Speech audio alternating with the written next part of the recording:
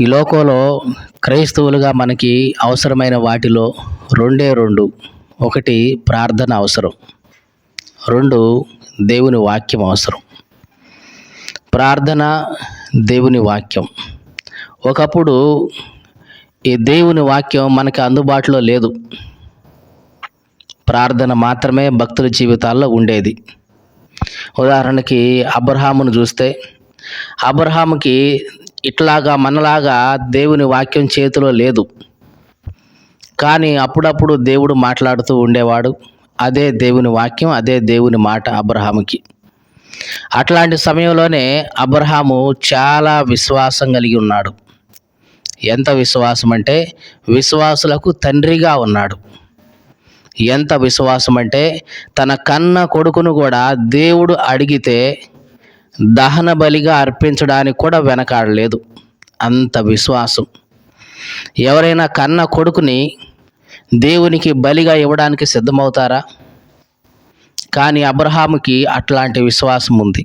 అది ఎప్పుడు? దేవుని వాక్యం తన చేతిలో ఏమీ లేనప్పుడే. కేవలం ప్రార్థన మీదనే వాళ్ళ భక్తి జీవితాలు కట్టుకుంటూ వచ్చారు.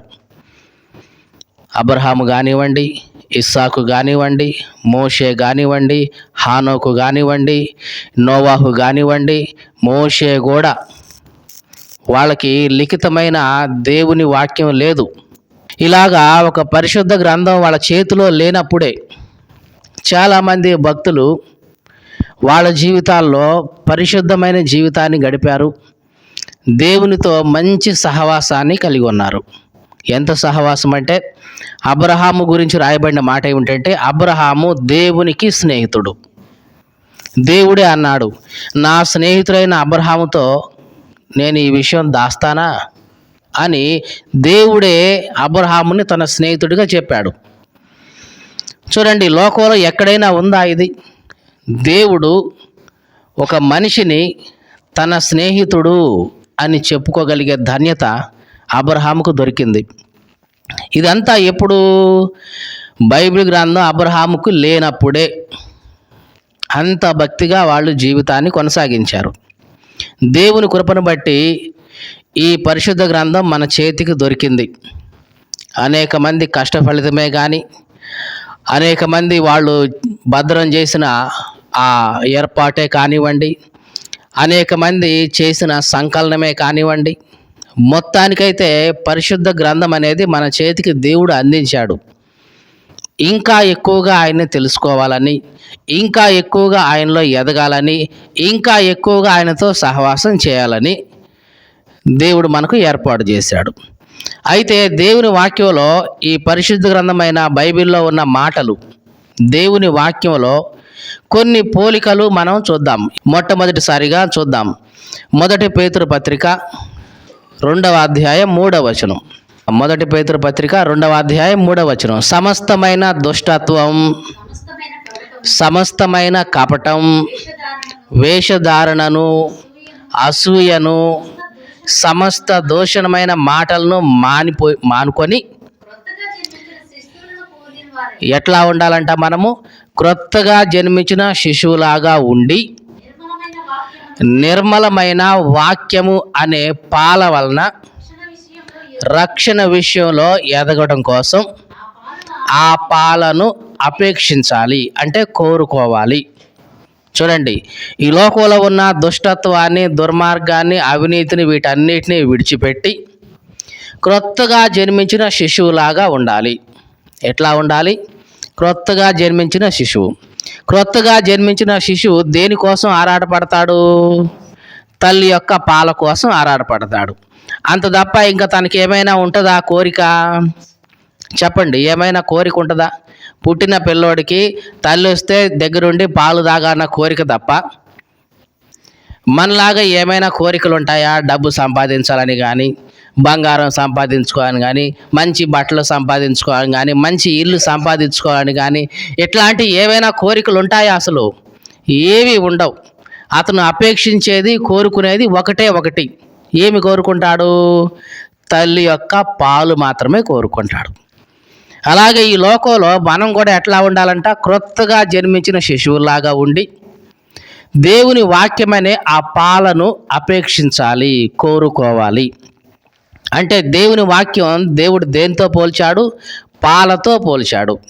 ఒక చిన్న బిడ్డ గనక ఏ విధంగా పాలకు మాత్రమే ఆశపడుతూ ఉంటుందో, దేవుని బిడ్డలుగా మనం, క్రొత్తగా జన్మించిన మనం దేనికోసం ఆశపడాలి? దేవుని వాక్యం కొరకు మాత్రమే ఆశపడాలి. ఎప్పుడు దేవుని వాక్యం దొరుకుతుందా? ఎక్కడ దేవుని మాటలు వినపడతాయా? అవసరమైతే దేవుని మాటలు చదువుకుందామా? వీటి కోసం మాత్రమే మనం ఆశపడాలి. అలాగా ఆశపడితే ఏం జరుగుతుంది? ఆ చిన్న బిడ్డ చిన్నగా చిన్నగా చిన్నగా ఎదుగుతూ ఉంటుంది. అవునా కాదా? క్రొత్తగా జన్మించిన చిన్న బిడ్డ ఆ పాలను అపేక్షించి వాటిని తాగి వాటిని జీర్ణం చేసుకున్న తర్వాత ఏమవుతుంది? చిన్నగా తన శరీరం, మనసు అవన్నీ కూడా ఎదుగుతూ ఉంటాయి. అలాగే క్రైస్తవులుగా మనం ఈ లోకంలో ఆత్మీయంగా ఎదగాలి అంటే, క్రొత్తగా జన్మించిన తర్వాత, శిశువులాగా ఉన్న తర్వాత ఆత్మీయంగా ఎదగాలి అంటే ఏముండాలి? వాక్యం అనే పాలను అపేక్షించాలి, కోరుకోవాలి, ఆశపడాలి. వాక్యం దొరికిన ప్రతిసారి జాగ్రత్తగా వినాలి. ఒకవేళ వినడానికి అవకాశం లేదు, చేతిలో దేవుడు పరిశుద్ధ గ్రంథాన్ని మనకు పెట్టాడు. తప్పనిసరిగా దీన్ని మనం చదువు వస్తే కనుక చదువుకోవాలి. కనీసం చదువు రాకపోతే వాక్యాన్ని చదివించుకొని వినాలి. అలా చదివే వాళ్ళు కూడా దగ్గర లేకపోతే దేవుని కృపను బట్టి ఈ మధ్య టీవీల్లో వాక్యం వస్తుంది, మొబైల్ ఫోన్లో వాక్యం వస్తుంది. ఇట్లాగా చాలా రకాలుగా మన వాక్యం వినడానికి, ఆ పాలను మనం తీసుకోవడానికి దేవుడు మనకి ఎన్నో అవకాశాలు ఇచ్చాడు. ఇవన్నీ మనం ఏం చేయాలి? సరిగ్గా ఉపయోగించుకొని ఆ దేవుని వాక్యం అనే పాలను బాగా తీసుకొని మనం ఆత్మీయంగా ఎదగాలి. కాబట్టి దేవుని వాక్యం దేనికి పోలికగా ఉంది? పాలకు పోలికగా ఉంది. నిర్మలమైన వాక్యము అని చెప్తుంది దేవుని వాక్యం. ఎట్లాంటి వాక్యం అంట ఇది? నిర్మలమైన వాక్యము అనే పాలు. వాక్యం కూడా ఎట్లాంటిదంట? నిర్మలమైనది, ఎటువంటి లోపం లేనిది. తల్లి పాలు ఎట్లాగా నిర్మలంగా ఉంటాయో, కల్తీ లేకుండా ఉంటాయో, అట్లాగా దేవుని వాక్యం ఎట్లాంటిదంట? ఎటువంటి కల్తీ లేనిది, ఎటువంటి చెడుగు దానిలో లేనిది. దేవునికి స్తోత్రం కలుగునుగాక. కీర్తనల గ్రంథం 119వ కీర్తన 103వ వచనం. కీర్తనల గ్రంథం 119వ కీర్తన 103వ వచనం. నీ వాక్యము నా జిహ్వకు ఎంతో మధురములు, అవి నా నోటికి తేనె కంటే కూడా తీపిగా ఉన్నాయి. ఇక్కడ చూడండి, భక్తుడు ఏమంటున్నాడు? నీ వాక్యములు అంటే నీ మాటలు నా జిహ్వకు, జిహ్వ అంటే నాలుక, అంటే నీ మాటలు నా నాలుకకు ఎట్లా ఉన్నాయంట? మధురంగా ఉన్నాయి. ఎంత మధురంగా ఉన్నాయి? అవి తేనె కంటే కూడా తీయగా ఉన్నాయి. అంటే దేవుని వాక్యం దేనికంటే కూడా తీయగా ఉంటుందంట? తేనె కంటే కూడా తీయగా ఉంటుంది. తేనె ఎప్పుడైనా మనం రుచి చూసే ఉంటాం. మరి ఆ తేనె ఎంత తీయగా ఉంటుంది మనకు అందరికీ బాగా తెలుసు. దేవుని వాక్యము అంత స్వచ్ఛంగా తేనె కంటే కూడా తీయగా ఉంటుంది. తేనె శరీరానికి తీయదనాన్ని ఇస్తుంది, శరీరానికి బలాన్ని ఇస్తుంది. కానీ దేవుని వాక్యం అనే తేనె మన ఆత్మకు బలాన్ని ఇస్తుంది. దేవునికి స్తోత్రం కలుగునుగాక. హల్లెలూయా. మొట్టమొదటిగా దేవుని వాక్యం పాలతో పోల్చబడింది. ఎందుకంటే కాస్త చిన్న పిల్లలకి అందించేది. కాస్త పెద్ద అయిన తర్వాత వాళ్ళకి కంపల్సరిగా తేనె కూడా నాకిస్తూ ఉంటాం. ఎందుకంటే వాడికి మాటలు మంచిగా రావాలని, కాస్త శ్రేష్టమైన విటమిన్స్ అవన్నీ వాడికి అందాలని తేనె కూడా వాళ్ళకు పట్టిస్తూ ఉంటారు. అంటే దేవుని వాక్యం మనం ఎదుగుతూ ఉన్నప్పటికీ దేవుని వాక్యం మనకి వేరు వేరు రూపాల్లో మనకు అందుతూ ఉంటుంది.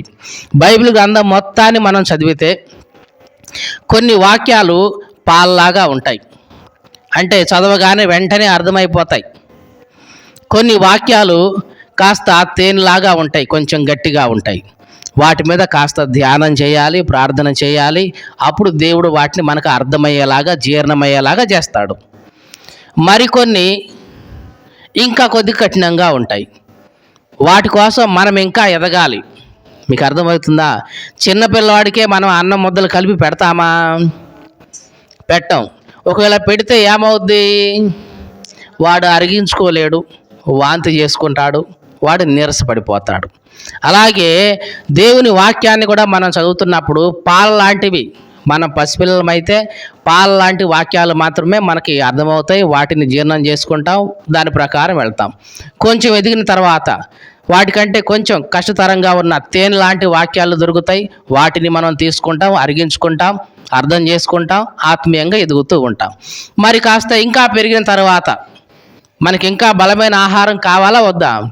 కావాలి. అందుకనే దేవుని వాక్యం ఇంకా దేనితో పోల్చబడిందంటే చదువుదాము. లూకాసు వార్త 8వ అధ్యాయం 11వ వచనం. లూకాసు వార్త 8వ అధ్యాయం 11వ వచనం. ఈ ఉపమాన భావం ఏమనగా, విత్తనము దేవుని వాక్యము. చూడండి, దేవుని వాక్యము ఇక్కడ దేనితో పోల్చబడింది? విత్తనము. జాగ్రత్తగా చూడండి. మొట్టమొదట చూసింది పాలతో పోల్చబడింది, తొందరగా జీర్ణమవుతుంది. తర్వాత తేనెతో పోల్చబడింది, అది కొద్దిగా ఆలస్యంగా జీర్ణమవుతుంది. తర్వాత దేనితో పోల్చబడింది? విత్తనము, ఇంకా కొంచెం గట్టితనంగా ఉండేది. అంటే మానవుడు ఎదుగుతా ఉన్న కొద్దికి దేవుడు కొన్ని బలవర్ధకమైన ఆహారం ఇచ్చినట్లుగా దేవుడు కూడా మన ఆత్మకు కాస్త బలాన్ని కలిగించే మాటలు మనము అరిగించుకునే విధంగా, అర్థం చేసుకునే విధంగా, జీర్ణం చేసుకునే విధంగా దేవుడు మనతో ఇస్తూ ఉంటాడు. దేవునికి స్తోత్రం కలుగును గాక. హల్లెలూయా. మరి ఇవన్నీ తీసుకున్న తర్వాత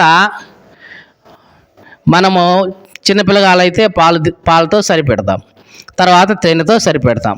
కాస్త ఎదిగిన తర్వాత గింజలు తీసుకొని నమిలి వాటిని లోపల తీసుకుంటే, మరి అవి అరగాలంటే లోపలికి ఇంకా ఏమి వెళ్ళాలి? నీరు వెళ్ళాల్సిందే. అందుకని దేవుని వాక్యాన్ని దేవుడు నీటితో కూడా పోల్చాడు. దేవునికి స్తోత్రం కలుగును గాక. హల్లెలూయా. చదువుదాం. ఎఫెసీ పత్రిక 5వ అధ్యాయం 27వ వచనంలో దేవుని వాక్యాన్ని దేవుడు నీటితో పోల్చాడు.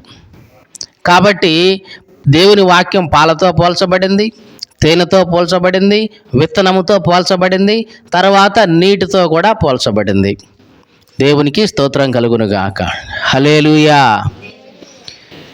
చదువుదాం ఆ మాట ఒకసారి. ఎఫెసీ పత్రిక 5వ అధ్యాయం 27వ వచనం. అటువలే క్రీస్తు కూడా సంఘాన్ని ప్రేమించాడు. జాగ్రత్తగా చూడండి, ఈ మాటలు వింటున్న ప్రియ సహోదరి సహోదరుడా, క్రీస్తు సంఘాన్ని ప్రేమించాడు అంటే దేవుని మందిరానికి వస్తున్న నిన్ను నన్ను దేవుడు ప్రేమించాడు. ప్రేమించి ఏం చేశాడు?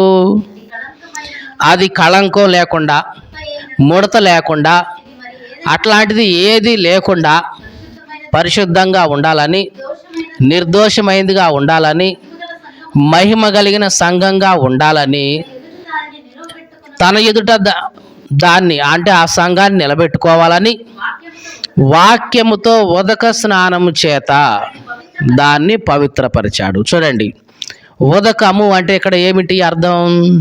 నీరు అని. వాక్యముతో ఉదక స్నానం అంటే నీటి స్నానం. వాక్యము దేనితో పోల్చబడింది? నీటితో పోల్చబడింది. నీరు మానవుడిని ఎలాగ శుభ్రం చేస్తుందో, మనం స్నానం చేసేటప్పుడు ఏం చేస్తాం చెప్పండి? దేన్ని వాడతాం? నీళ్లను వాడతాం. ఈ నీరు ఏం చేస్తుంది? మన శరీరం మీద ఉన్న మలినాలు కానీ, మన శరీరం మీద ఉన్న మట్టి కానీ, మన శరీరం మీద ఇంకేమైనా సరే ఉన్నా వాటిని ఏం చేస్తుంది? శుభ్రం చేసినట్లుగా దేవుని వాక్యం అనే నీరు మన ఆత్మలోకి తీసుకున్నప్పుడు మన ఆత్మలో ఉన్న మలినాలు కానీ, మన ఆత్మలో ఉన్నటువంటి పాపం కానీ, దుష్టత్వం కానీ, మన జీవితాల్లో ఉన్నటువంటి చెడుగు కానీ, వీటన్నిటిని కూడా దేవుని వాక్యం ఏం చేస్తుంది? శుభ్రం చేస్తుంది, కడిగేస్తుంది, పవిత్రపరుస్తుంది. దేవునికి స్తోత్రం కలుగును గాక. హల్లెలూయా. కాబట్టి దేవుని వాక్యం దేనితో పోల్చబడింది? నీటితో పోల్చబడింది. ఇంకా దేవుని వాక్యం రొట్టెతో కూడా పోల్చబడింది. దేనితో పోల్చబడింది? రొట్టెతో కూడా పోల్చబడింది. చదువుదాం అది కూడా. మత్తయి సువార్త 4వ అధ్యాయం 4వ వచనం. అందుకు ఆయన, మనుషుడు రొట్టె వలన మాత్రమే కాదు, దేవుని నోటి నుంచి వచ్చే ప్రతి మాట వలన జీవిస్తాడు. జాగ్రత్తగా చూడండి, మనుషుడు బ్రతకాలంటే ఏం కావాలి ఈ లోకంలో? రొట్టె కావాలి. ఏమండి మేము రొట్టెలు తింటలేదండి, మేము అన్నమే తింటున్నామండి అని అంటారేమో. ఆ రోజుల్లో వాళ్ళ దేశంలో, ఇశ్రాయేల్ దేశంలో ఆహారంగా ఏమి వాడతారంటే రొట్టెలే వాడతారు. ఎందుకంటే వాళ్ళకి గోధుమ పంటే ఉంటుంది కాబట్టి, గోధుమ కానీ ఎవల పంట కానీ ఉంటుంది కాబట్టి వాళ్ళకున్న ఆ గింజల నుంచి వాళ్ళు ఆ రొట్టెలు తయారు చేస్తారు. అదే వాళ్ళకి ఆహారం. అందుకనే పరిశుద్ధ గ్రంథమైన బైబిల్లో బియ్యం గురించి ఏమి ఉండదు, ఓట్ల గురించి ఏమి ఉండదు. కానీ ఏముంటుంది ఆహారం అనగానే? రొట్టెలు, గోధుమ రొట్టెలు, ఎవల రొట్టెలు అవి ఉంటాయి ఆహారంగా. కాబట్టి ఇక్కడ మనకు ఆహారంగా మనం ఏం తీసుకుంటామో అక్కడ వాళ్ళు ఆహారంగా గోధుమలు తీసుకుంటున్నారు. అలాగే దేవుని వాక్యం దేనితో పోల్చబడింది? ఇక్కడ రొట్టెతో పోల్చబడింది. అందుకే దేవుడు అంటున్నాడు, మనుషుడు రొట్టె వలన బ్రతకడు. దానికి బదులుగా దేవుని వాక్యము, దేవుని నోటి నుంచి వస్తున్న ప్రతి మాట మనిషిని బ్రతికిస్తుంది. అంటే రొట్టె శరీరానికి బలాన్నిచ్చి మనిషిని ఏ రకంగానైతే బ్రతికిస్తూ ఉంటుందో శారీరకంగా, అలాగే దేవుని మాటలు కూడా మనిషి యొక్క ఆత్మకు బలాన్నిచ్చి ఆత్మీయంగా ఆ మనిషిని బ్రతికేలాగా చేస్తాయి. దేవునికి స్తోత్రం కలుగునుగాక. హల్లెలూయా. కాబట్టి ఈ లోక సంబంధంగా మనం ఆహారం ఎట్లా తీసుకుంటామో అలాగే దేవుని వాక్యాన్ని కూడా ప్రతిరోజు మనం తీసుకోవాలి, తినాలి, దాని లోపలికి తీసుకోవాలి. ఇంకా దేవుని వాక్యంలో ఉన్న 3 పోలికలు కూడా చూద్దాం. మొదటిది, దేవుని వాక్యం ఎట్లాంటిదంటే అగ్నితో పోల్చబడింది. తరువాత సుత్తెతో పోల్చబడింది. ఈ 2 కూడా చూద్దాం ఒకే వచనంలో. ఇర్మియా గ్రంథం 23వ అధ్యాయం 29వ వచనం తీద్దాం, త్వరగా తీద్దాం. ఇర్మియా గ్రంథం 23వ అధ్యాయం 29వ వచనం. నా మాట అగ్ని వంటిది కాదా, బండను బద్దలు చేసే సుత్తె వంటిది కాదా? 2 పోలికలు దేవుని మాట గురించి దేవుడు అంటున్నాడు. ఒకటి, దేవుని మాట ఎట్లాంటిదంట? అగ్ని లాంటిది. జాగ్రత్తగా చూడండి, దేవుని వాక్యం ఎట్లాంటిదంట? అగ్ని. అగ్ని ఏం చేస్తుంది? ఎటువంటి చెత్తనైనా సరే దహించేస్తుంది, కాల్చేస్తుంది. అలాగే ఇనుమును కూడా ఏం చేస్తుంది? కరిగించేస్తుంది. అసలు ఈ లోకంలో అగ్నికి కరగని దండు ఏమైనా ఉందా అంటే చెప్పండి, ఏదైనా ఉందా? అగ్నికి కరగని వస్తువు, అగ్నికి ఆహుతి కాకుండా ఉండే వస్తువు ఏదైనా ఉందా అంటే లేదు. అదేందండి, రాళ్ళు మరి కరుగుతాయా అండి? మరి రాళ్ళు కూడా మెత్తగా అవుతాయా అండి అగ్నికి అంటే? అవుతాయి. ఎట్లాగా? మీరు ఎప్పుడైనా సున్నపు బట్టీలు చూసుంటారా? ఆ సున్నపు బట్టీల్లో రాళ్ళనే ముక్కలు ముక్కలుగా చేసి ఆ బట్టీలో వేస్తారు, దానిపైన బొగ్గేస్తారు, తర్వాత పొట్టేస్తారు, మళ్ళీ రాయేస్తారు, మళ్ళీ బొగ్గేస్తారు, మళ్ళీ పొట్టేస్తారు. అట్లాగా ఈ చివరి నుంచి పై దాకా వేస్తూనే ఉంటారు, సున్నపు బట్టీలు అంటారు. ఆ రాళ్ళు బాగా కాలిపోయి చివరికి అవి సున్నపు రాళ్ళలాగా బయటకు వచ్చేస్తాయి. ఆ సున్నపు రాయి మీద కొంచెం నీళ్ళు అట్లా పోస్తే చాలు, అది మొత్తం కూడా పగిలిపోయి మెత్తటి సున్నం వచ్చేస్తుంది. అంటే లోపల అగ్ని ఏం చేసింది? అక్కడ రాయిని కూడా దహించి వేసి బూడిదలాగా చేసేసింది. కాబట్టి ఈ లోకంలో అగ్నికి కరగని వస్తువు ఏమైనా ఉందా అంటే ఏదీ లేదు.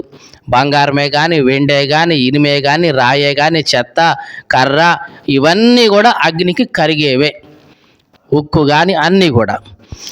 కాబట్టి దేవుడు అందరి యొక్క మనసుల్ని కరిగించేవాడు. చెత్త ఉందా, దాన్ని దహించేవాడు.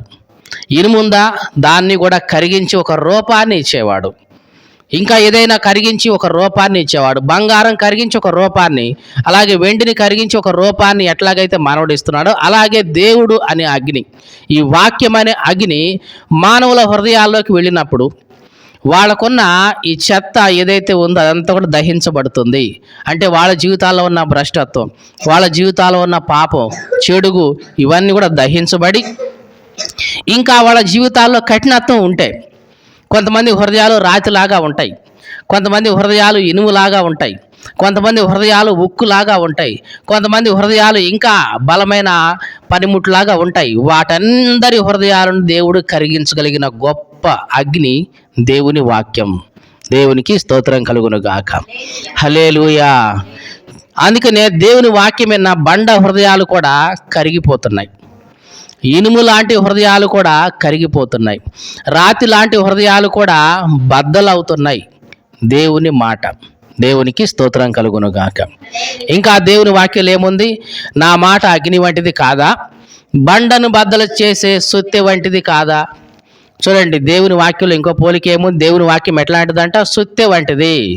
సుత్తె మనకు బాగా తెలుసు, బండలను కూడా బద్దలు చేయగలిగిన శక్తివంతమైనది ఇనుమే, కానీ బండను బద్దలు చేస్తుంది.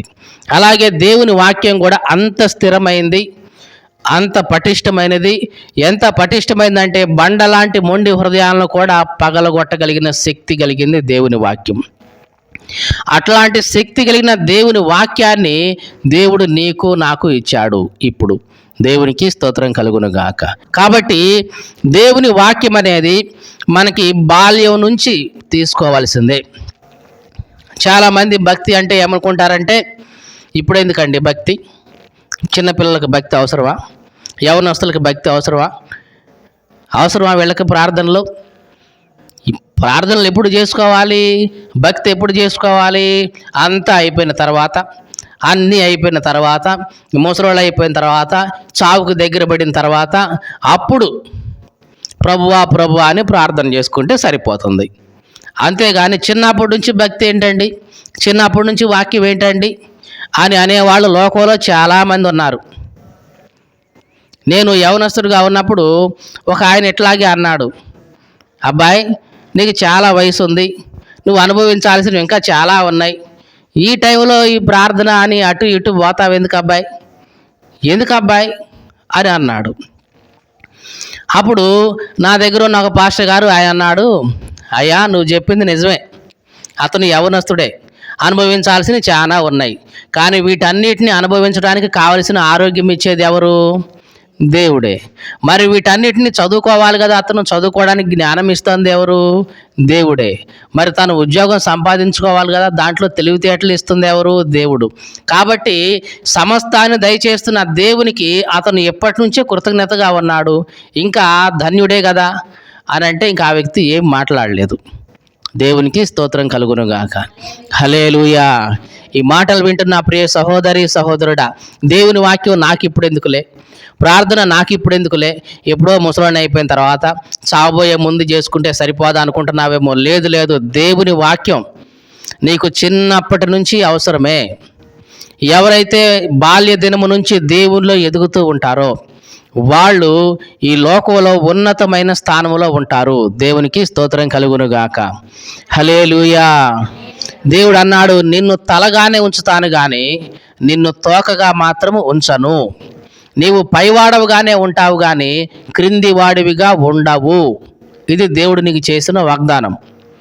అంటే ఎవరైతే దేవునిలో బాల్య దినము నుంచి ఎదుగుతూ ఉంటారో వాళ్ళు ఎట్లా ఉంటారు? వాళ్ళ జీవితంలో తలగా ఉంటారు, అందరికీ పైగానే ఉంటారు, ఉన్నతమైన స్థితిలోనే ఉంటారు. తోకగా ఉండరు, పైవాడుగానే ఉంటారు తప్ప కిందివాడుగా అయితే ఉండరు. ఈ మాటలు వింటున్న ప్రియ సహోదరి సహోదరుడా, నీ జీవితంలో బాల్య దినము నుంచి దేవుని వాక్యాన్ని ఆస్వాదించడం నేర్చుకోవాలి. పాలు లాంటిది ఆస్వాదించు, తేనె లాంటిది ఆస్వాదించు. నీ వయసు పెరుగుతా ఉన్న కొద్దీ దేవుని వాక్యంలో ఉన్న విలువైన మాటలను కూడా నీవు అర్థం చేసుకోగలిగిన స్థాయి నీకు వస్తుంది. చాలామంది ఈ లోకంలో అంతా ఎదుగుతారు, శారీరకంగా ఎదుగుతారు, మానసికంగా ఎదుగుతారు, రాజకీయంగా ఎదుగుతారు, అన్నీ ఎదుగుతారు, కానీ కనీసం దేవుని వాక్యంలో ఉన్న పాల వంటి వాక్యాన్ని కూడా రిసీవ్ చేసుకోగలిగిన ఆ కెపాసిటీ వాళ్ళకు ఉండదు. ఎందుకంటే వాళ్ళు శారీరకంగా ఎదిగారు, కానీ ఆత్మీయంగా ఏ మాత్రం కూడా వాళ్ళకి ఎదుగుదల లేదు. ఆత్మీయంగా ఇంకా చిన్నపిల్లల కంటే తక్కువ స్థాయిలోనే కనీసం ఆ దేవుని వాక్యంలో ఉన్న పైన విషయాలు కూడా అర్థం చేసుకోలేని ఆ స్థాయిలోకి వచ్చేస్తారు. మనం నికోదేమును చూసాం. నికోదేము దేవుడు ఒక మాట చెప్తే దాన్ని అర్థం చేసుకునే స్థాయి ఆయనకు రాలేకపోయింది. అంటే ఎంత లోయెస్ట్ పొజిషన్లో ఉన్నాడో ఒకసారి ఆలోచించండి. ఈ లోకంలో చాలామంది అట్లాగే ఉన్నారు. ఎందుకంటే బాల్యం నుంచి వాళ్ళు దేవుని వాక్యంలో ఎదిగిన వాళ్ళు కాదు కాబట్టి దేవుని వాక్యం మనం బాల్యం నుంచి తీసుకుంటూనే ఉండాలి. పెద్దవాళ్ళైనా తీసుకుంటూనే ఉండాలి. ఇక రేపో మాపో చనిపోబోతున్నామన్నా సరే దేవునితో మన సహవాసం ఎప్పుడూ ఉంటానే ఉండాలి. అలా ఉండగలిగితే నిజంగా నీవు ధన్యుడివి, ధన్యురాలివి. దేవునికి స్తోత్రం కలుగును గాక. హల్లెలూయా. ఇక చివరిగా దేవుని వాక్యం దేనితో పోల్చబడిందంటే ఖడ్గముతో పోల్చబడింది. హెబ్రీ పత్రిక 4వ అధ్యాయం 12వ వచనం. జాగ్రత్తగా విన్నా. హెబ్రీ పత్రిక 4వ అధ్యాయం 12వ వచనం. ఎందుకనగా దేవుని వాక్యము సజీవమైనది. జాగ్రత్తగా చూడండి. దేవుని వాక్యం ఎట్లాంటిదంట? సజీవమైనది. మళ్ళీ ఇంకోసారి చదువుదాం. దేవుని వాక్యం ఎట్లాంటిది? సజీవమైనది. అంటే ఎట్లాంటిది? జీవించి ఉండేది, జీవింప చేసేది. మీకు అర్థమైందా ఈ మాట? దేవుని వాక్యం ఎప్పుడూ సజీవంగానే ఉంటుంది. మనుషులు పుడతారు, చనిపోతారు. ఎన్ని తరాలు పుట్టినాయి, ఎన్ని తరాలు చనిపోయినాయి. ఎంతోమంది వస్తున్నారు, పోతున్నారు. కానీ దేవుని వాక్యం మాత్రం స్థిరంగా అట్లాగే ఉంది. దాన్ని ఎవరు కూడా కదిలించలేకపోయారు, దాన్ని ఎవరు కూడా మార్చలేకపోయారు. ఒకసారి వాల్టర్ అనే వ్యక్తి వచ్చేసి, నేను అసలు బైబిల్నే లేకుండా చేస్తాను ఈ లోకంలో అసలు దేవుడు, క్రైస్తవుడు అనేవాడే లేకుండా చేస్తానని కంకణం కట్టుకొని చాలా చేశాడు. చాలా చేసిన తర్వాత చివరికి ఏం జరిగిందంటే అతను చనిపోయాడు. చనిపోయిన తర్వాత బైబిల్ సొసైటీ ఆఫ్ ఇండియా వాళ్ళు ఆయన ఇంటినే కొని ఏం చేశారు? ఆయన ఇంటినే కొనుక్కొని ఆయన ఇంటినే బైబిల్ ప్రింటింగ్కి ఉపయోగించుకున్నారు. మీకు అర్థమైందా? అసలు బైబిల్ గ్రంథమే లేకుండా చేస్తాను, క్రైస్తవులే లేకుండా చేస్తానని వాగ్దానం చేశాడు. ఈయన పోయాడు. ఆ బైబిల్ అట్లాగే ఉంది, ఆ వాక్యము అట్లాగే ఉంది. మనుషులు వస్తారు, పోతారు. దేవుని వాక్యం స్థిరంగా అట్లాగే ఉంటుంది. ఈ లోకంలో చాలామంది దేవుని వాక్యాన్ని వక్రీకరించే వాళ్ళు ఉన్నారు. దేవుడు అట్లాంటి వాడు, ఎట్లాంటి వాళ్ళని ఇట్లాగా ఎంతోమంది మతోన్మాదులు ఈ మధ్య లేచారు. లేచి దేవునికి వ్యతిరేకంగా, క్రీస్తుకు వ్యతిరేకంగా, దేవునికి వాక్యానికి వ్యతిరేకంగా ఏవేవో చెప్పేసి దేవుని వాక్యాన్ని చెడ్డగా చూపించే వాళ్ళు ఇప్పుడు కనిపిస్తూ ఉన్నారు. ఒక మాట మాత్రం వాస్తవం, వాళ్ళు పోతారు. ఈరోజు కాకపోయినా రేపైనా పోతారు. కానీ ఈ దేవుని వాక్యం అట్లాగే స్థిరంగా ఉంటుంది. ఇప్పుడే కాదు, ఒకప్పుడు యేసుక్రీస్తు ఉన్న సమయంలో కూడా ఆ దేవుని వాక్యాన్ని వక్రీకరించే వాళ్ళు ఉన్నారు. వాళ్ళు పోయారు. కానీ క్రీస్తు మాటలు ఎప్పటికీ సజీవంగా నిలిచే ఉన్నాయి. దేవునికి స్తోత్రం కలుగును గాక. హల్లెలూయా. కాబట్టి దేవుని వాక్యం ఎట్లాంటిది? సజీవమైనది. ఇంకో మాట ఏముంది? దేవుని వాక్యము సజీవమై బలము గలదై రెండంచులు గల ఎటువంటి ఖడ్గము కంటెను వాడిగా ఉండి. చూడండి, దేవుని వాక్యం ఎట్లాంటిదంట? రెండంచులు కలిగిన ఖడ్గం లాగా వాడి కలిగింది. అంటే రెండు అంచులు ఉన్నాయి దేవుని వాక్యానికి. ఎట్లా ఉంది ఖడ్గము? ఈ ఖడ్గానికి ఎన్ని అంచులు ఉన్నాయి? ఇటు ఒక అంచు ఉంది, అటు ఒక అంచు ఉంది. అంటే ఇటు నుంచి ఇట్లా నెడితే అవతల వాడికి తగులుతుంది, అటు నుంచి ఇట్లా నెడితే నీకు తగులుతుంది. మీకు అర్థమైందా? రెండు అంచులు గల ఖడ్గం ఇది. ఒకే అంచు కాదు, ఒకే వైపునే కాదు నరికేది, రెండు వైపులా నరుకుతుంది. అంటే ఆ వింటున్న విశ్వాసులకి ఇది వాళ్ళ జీవితాల్లో పనిచేస్తుంది. అదే సమయంలో చెప్తున్న బోధకులకి కూడా అది పనిచేస్తుంది. కాబట్టి రెండు అంచులు కలిగిన వాక్యం ఇది. చాలామంది అనుకుంటారు ఆయన చెప్పడమే కానీ చేయడండి అని చేస్తూ ఉంటారు. లేదు లేదు, రెండు అంచులు కలిగిన ఖడ్గం ఇది. విశ్వాసులుగా నీకెంత అవసరమో సేవకుడిగా ఈయనకు కూడా అంతే అవసరం. ఇద్దరికీ అది అవసరమే. ఇద్దరిని కూడా అది గాయపరుస్తుంది, తెగేస్తుంది. జాగ్రత్త. దాన్ని భద్రంగా వాడావా అది చక్కగా ఉపయోగపడుతుంది. లేదు, ఇవి ఎట్లా పడితే అట్లా ఉపయోగించావా నీకు అది హానికరం. జాగ్రత్త. దేవుని వాక్యం కూడా అట్లాగే. నువ్వు దాన్ని సరిగ్గా ఉపయోగించుకున్నావా నీ ఆత్మకు ఉపయోగం, కానీ వక్రీకరించావా జాగ్రత్త. ఆ ఖడ్గమే నీ మీదకి వచ్చేసి నీ ప్రాణం తీస్తుంది. యాకోబు పత్రిక 1వ అధ్యాయం 23వ వచనంలో దేవుని వాక్యం దేంతో పోల్చబడిందో చదువుతున్నాం. జాగ్రత్తగా చూడండి. ఎవడైనను వాక్యాన్ని వినివాడై ఉండి దాని ప్రకారం ప్రవర్తించకపోతే వాడు అద్దములో తన సహజ ముఖాన్ని చూసుకునే వాడిని పోలి ఉంటాడు. చూడండి, ఇక్కడ దేవుని వాక్యం అద్దముతో పోల్చబడింది. దేవుని వాక్యం దేనితో పోల్చబడింది చెప్పండి? ఎట్లాంటిదంటే దేవుని వాక్యం అద్దం లాంటిది. అంటే అద్దం ముందు నువ్వు నిల్చుంటే ఎవరిని చూపిస్తుంది చెప్పండి? నువ్వు అద్దం ముందు నిల్చున్నావు అనుకో, ఎవరిని చూపిస్తుంది అద్దం? నిన్నే చూపిస్తుంది. నీ ముఖం మీద ఎన్ని ఘాట్లు ఉన్నాయి, ఎన్ని మచ్చలు వచ్చినాయి, ఎన్ని ముడతలు వచ్చినాయి, ఇవన్నీ నీ ముఖాన్ని నీకు చూపించేది అద్దం. అలాగే దేవుని వాక్యాన్ని నువ్వు చదువుతున్నప్పుడు, దేవుని వాక్యాన్ని నువ్వు వింటున్నప్పుడు, ఆ వాక్యము అనే అద్దంలో నీకు నువ్వే కనిపిస్తూ ఉంటావు. నీ జీవితంలో ఏ లోపం ఉంది, ఏ పొరపాటు ఉంది, ఎక్కడ తప్పిపోయావు, ఎక్కడ మిస్ అయ్యావు, ఎక్కడ సరి చేసుకోవాలి, ఇవన్నీ కూడా నీకు కనిపిస్తూ ఉంటాయి. ఎందుకంటే దేవుని వాక్యం అనేది ఎట్లాంటిది? అద్దం లాంటిది. ఈ మాటలు వింటున్న ఆ ప్రియ సహోదరి సహోదరుడా, ప్రతిరోజు నువ్వేం చేస్తావు? అద్దం ముందుకు వెళ్తావు, అవునా కాదా? లేదండి నేను అద్దం ముందుకు వెళ్ళనానండి, అద్దం ముందుకు పోకుండానే ఇదిగో నా జుట్టు దువ్వుకుంటానండి, అద్దం ముందుకు పోకుండానే నా పనులు నేను చేస్తానండి అనేవాళ్ళు ఉన్నారా? చెప్పండి. స్నానం చేయగానే జుట్టు దువ్వుకోవడానికి ఎక్కడ పోతావు మళ్ళీ? చెప్పండి, ఎక్కడ పోవాలి? అద్దం ముందుకు వెళ్ళాల్సిందే. ఆ అద్దం ఎదురుగా పెట్టుకొని ఎట్లా పాపిడి తీసుకోవాలో, ఎట్లా దూకోవాలో ఇవన్నీ చేస్తాం. అలాగే ప్రతిరోజు నువ్వేం చేయాలి? దేవుని వాక్యాన్ని ఎదురుగా పెట్టుకొని చదువుతూ, ధ్యానం చేస్తూ, పఠిస్తూ, నీ జీవితంలో ఎక్కడ పొరపాట్లు ఉన్నాయి, ఎక్కడ దోషాలు ఉన్నాయి, ఇవన్నీ కూడా నేను సరి చేసుకోవాలి. ఇన్ని పోలికలు దేవుని వాక్యం గురించి రాయబడి ఉన్నాయి. దేవునికి స్తోత్రం కలుగునుగాక. కాబట్టి ప్రతి పోలిక మన జీవితానికి అవసరమే. ప్రతి సందర్భంలో దేవుని వాక్యం మనం తీసుకోవాలి, దాని ప్రకారం మన జీవితాన్ని కట్టుకోవాలి. ఆ రకంగా మనం ఆత్మీయంగా ఎదగాలి. యేసు క్రీస్తు లాంటి స్వరూపం, ఆయన లక్షణాలు, ఆయన పోలిక మనం పొందాలి.